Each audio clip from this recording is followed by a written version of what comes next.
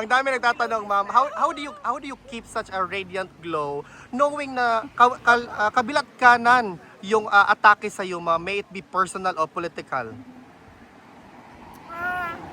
Hindi ko lang alam ha, sandali lang. Gusto ko lang matanong kung hindi ba ganito ang glow ko noon, 2022? Ganito. Actually, mas, ma'am. Mas grabe. Yes.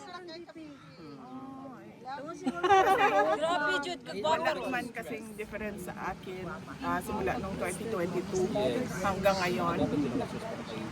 Siguro nadagdagan lang yung skincare kasi nga. Kasi ko ito, ma'am. Kasi nagkakaedad, di ba? Pag mahirap na pag 38 ka lang, tapos namumukha kang 68. kaya syempre pag Mag-guilty, mapuntaan namin. pag Ma'am, wala akong pinapatamaan.